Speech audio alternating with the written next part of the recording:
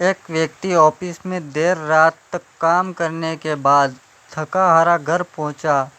दरवाज़ा खोलते ही उसने अब देखा कि उसका 5 वर्षीय बेटा सोने के लिए जाए उसका इंतज़ार कर रहा है।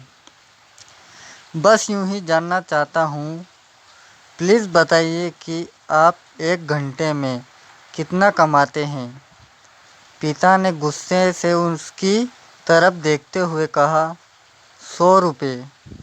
अच्छा, बेटे ने मासूमियत से सर झुकाते हुए कहा, पापा क्या आप मुझे 50 रुपये उधार दे सकते हैं।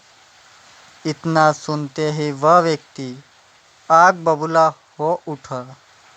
तो तुम इसलिए ये फालतू का सवाल कर रहे थे ताकि मुझसे पैसे लेकर तुम कोई बेकार सा खिलौना या उठपटांग चीज़ खरीद सको।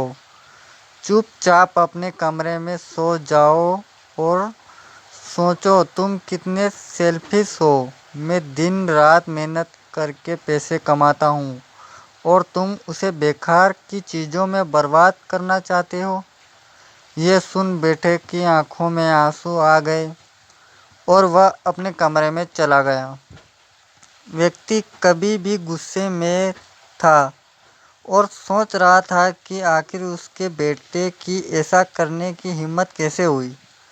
पर एक आधा घंटा बीतने के बाद वह थोड़ा शांत हुआ और सोचने लगा कि हो सकता है कि उसके बेटे ने सच में किसी ज़रूरी काम के लिए पैसे मांगे हो, क्योंकि आज से पहले उसने कभी इस तरह से पैसे नहीं मांगे थे।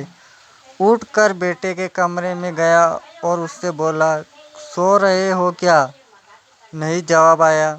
मैं सोच रहा था कि शायद मैंने बेकार में ही तुमसे डांट दिया।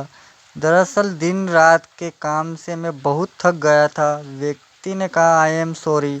ये लो आपने 50 रुपये। ऐसा कहते हुए उसने अपने बेटे के हाथ में 50 की नोट रख दी।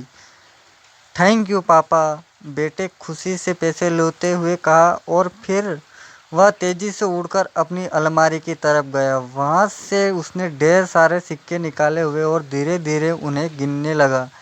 ये देख व्यक्ति फिर से क्रोधित होने लगा।